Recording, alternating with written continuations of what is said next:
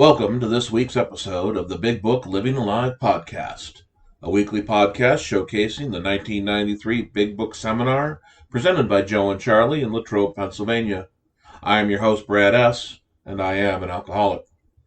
Do you have what it takes to answer the question of this week's episode? I did, and many others in our program have. And when you do it, then you can have it all.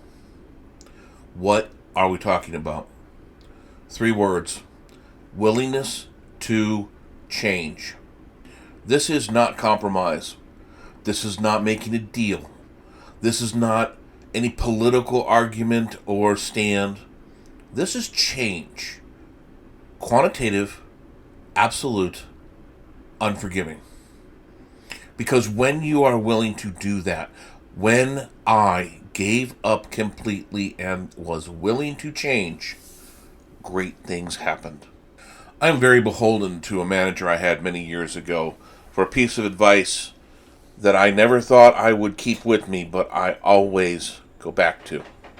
So George, if you're running around in your Fox Body white anniversary edition GT Mustang and you hear this, thank you. He said to me one day when I was very young, he said, "Be careful, young man." Okay. He said, because when you are young, you should be narrow of hip and broad of mind. Because when you get old, all too often, we become broad of hip and narrow of mind. It took me many years to understand that statement, and I really do thank him for sharing that because I've always tried to keep an open mind. And when I did, and it came to the time to get to my sobriety, it made all the difference in the world. Let's hear what Joe and Charlie have to say about change. He finally realizes, as he has undergone a profound alteration in his reaction to life, that such a change could hardly have been brought about by himself alone. What often takes place in a few months could seldom have been accomplished by years of self-discipline. With few exceptions, our members find that they have tapped an unsuspected inner resource, which they presently identify with their own conception of a power greater than themselves. Most of us think this awareness of a power greater than ourselves is the essence of spiritual experience.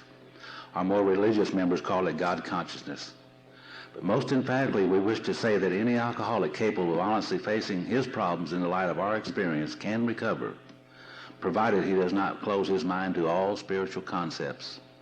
He can only be defeated by an attitude of intolerance or belligerent denial. We find that no one need have difficulty with the spirituality of the program. Willingness, honesty, and open-mindedness are the essentials of recovery, but these are indispensable. There is a principle which is a bar against all information, which is proof against all argument, and which cannot fail to keep a man in everlasting ignorance, and that principle is contempt prior to investigation. See, I knew so many things about spiritual matters when I first got here that were not true.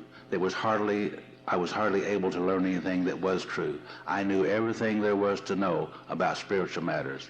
And remember, I told you when I was 8 or 9 years old, I said if I ever get big enough they can't catch me, I'm not going. So when I arrived at Alcoholics Anonymous, I had the spiritual understanding of an 8 or 9-year-old boy, which was practically nothing.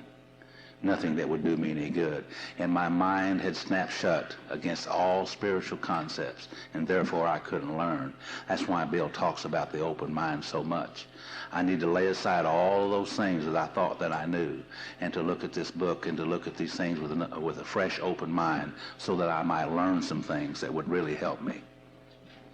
There seems to be one key word that runs all the way through this Appendix 2, and that's the word change. Let's see how many times Bill said change and how many different ways he said it on page 569. The first paragraph, he talked about a personality change sufficient to bring about recovery. Second paragraph, he again mentioned personality changes, but then he said in the nature of a sudden and spectacular upheaval. An upheaval is to change something. In the third paragraph, in the first sentence, he called them sudden revolutionary changes. To revolutionize something is to change it entirely. Third paragraph, last sentence, he talked about immediate and overwhelming God consciousness. To overwhelm something is to change it. Also, third paragraph, last sentence, he talked about vast change in feeling and outlook. So he's really repeating himself over and over. The key word is change. Fourth paragraph, he talked about, first sentence, such transformations. To transform is to change. Fourth paragraph, about the middle of the paragraph, he talked about profound alterations. To alter is to change. So Bill is doing what many, many writers do. They repeat themselves quite often, but usually they find a different word which means basically the same thing. People used to ask Bill about this, and we've known two ladies that worked with and for Bill for years. They both tell us the same thing, that Bill would kind of rear back and smile and say, well, when I took English and writing courses in college, they taught me that to use the same words over and over shows how ignorant you are. So he said, what we really do is just find a different word that means the same thing. So the key here is the word change. You can call it a psychic change. You can call it a personality change. You can call it a spiritual experience. You can call it a spiritual awakening. The whole idea is to change from what we used to believe into something entirely different. A change in attitudes and outlook upon life. Now that doesn't sound too bad. Spiritual experience sounded awful bad to me until I began to realize that we're just talking about a change in the way that I think and the way that I feel. Let's go back to page 25, last paragraph. One little thought about this idea about change, and it was important to me. When I come to Alcoholics Anonymous, I didn't like me very well, and I stood in the back room looking down at my feet, and I didn't like who I was, and I wanted to be something different. And I looked around the rooms and the places that I went, and I saw people that I liked, and I liked what they had, and I wanted to be like them. And I tried my best to become like them. But I found out over a period of time I couldn't change to become like them. The only change that I can bring about in my life is to change from what I have become to what God intended for me to be all the time. That's the only change that I can make. I had become a very resentful, angry, hateful, mean, vindictive person. And God did not make me that way, and I had not always been that way. I had become that as a result of some of my life's experiences. So the change I think they're talking about is to change back to that which God made me. And that's the only person that I can be, is who I am and what I am. And learn to be that and do that. If you're as seriously alcoholic as we were, but we believe there is no middle-of-the-road solution. We were in a position where life was becoming impossible. And if we had passed into the region from which there is no return through human aid, we had but two alternatives. One was to go into the bitter end, blotting out the consciousness of our intolerable situation as best we could. Step one. And the other to accept spiritual help. Step two. And you're going to see Bill repeating these two alternatives over and over as we go through the book. We got but one or two choices. Stay powerless, continue to drink until we die, or accept spiritual help, one of the two.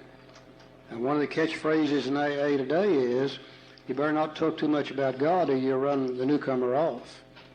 My sponsor told me, he said, Charlie, you don't need to worry about running a newcomer off talking about God. He said, if you do, whiskey will put him right back in here. He said he has no other place to go, and when he comes back, he'll probably be ready to talk about God. Over on page 26.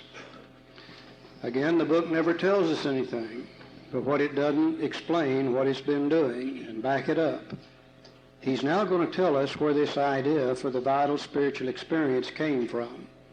Remember we said a while ago there was a guy named Roland Hazard that stepped in between Ebby and the judge and had the judge release Ebby in his custody.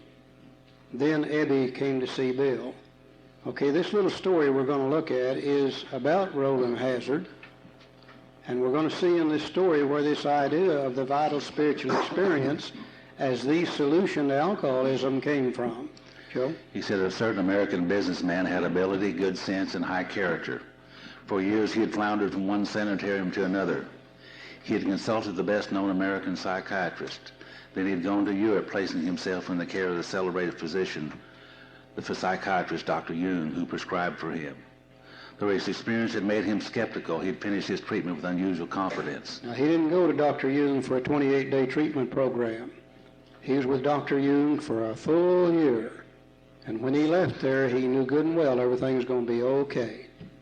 His physical and mental condition were unusually good. Above all, he believed that he had acquired such a profound knowledge of the inner workings of his mind and its hidden springs that relapse was unthinkable. Nevertheless, he was drunk in a short time. More baffling still, he could give himself no satisfactory explanation for his fall.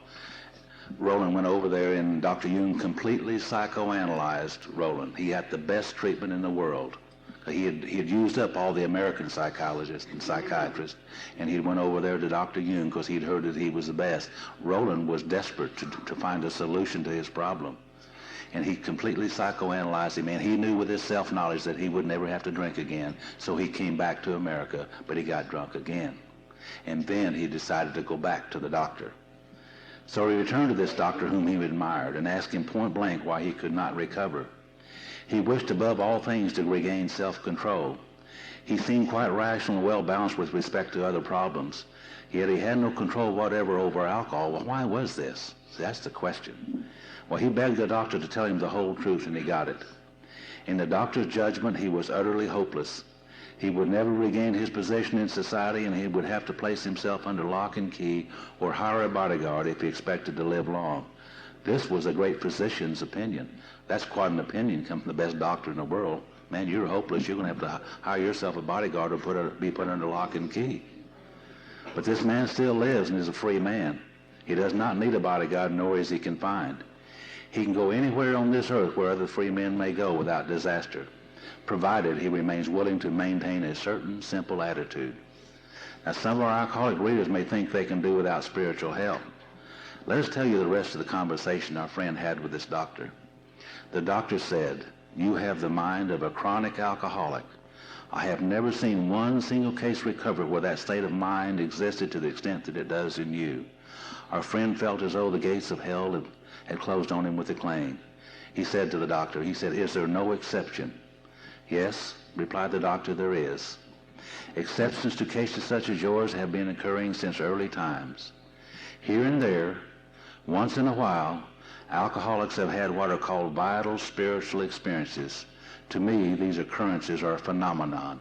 A phenomenon, as you remember, is something we don't understand. Dr. Jung did not understand this.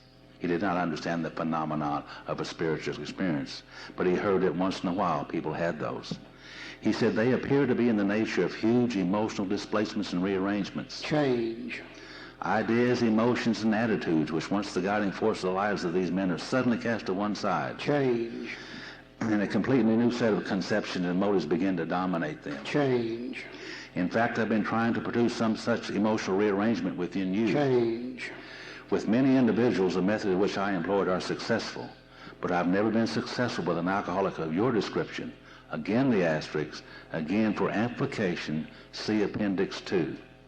You cannot have a spiritual awakening and a psychic change if you're not willing to look at yourself and see who and what you are and were and want to be. My self-reflection took me in some very dark places when I reviewed what I had done. I had been a wrecking ball to family and friends. Heck, I don't even think the dog liked me.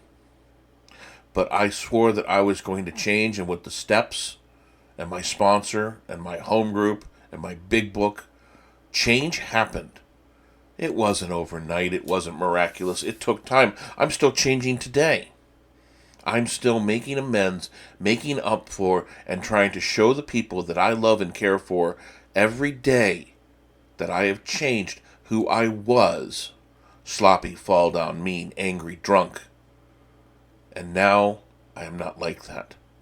I hope that the people I know who know me can see that. Why is this change important? Because, as Joe and Charlie said, if you don't pick up the big book, if you don't get a sponsor, when you don't do the steps, you're just a dry drunk. You're just mean and angry. And everything that you were when you drank, you just don't have the benefits of the spiritual change that comes with this program. I can't change. I'm not going to change. I don't want to change. I'd be giving up. I'd be letting go. Yeah, exactly. That's what happens when you change. Change, as I said at the top, is not always compromise. Change is not giving in. Change is not a loss in the win-loss of life. Change is what happens when we grow and evolve. And if I'm willing to change, then I can keep evolving. It's when I stick my foot in the line and say, no more, I cannot change, I will not do this, that I start having those thoughts, and I start going back to where I was, and I'm thinking I can probably drink. And that is absolutely not what I want to do today. I hope you enjoyed this week's episode as much as I did. If you'd like just the raw Joe and Charlie portion of the podcast, that is available on our Patreon site. The link to that is available on our website or in the pinned comment. Until next week, this is the Big Book Living Alive Joe and Charlie podcast.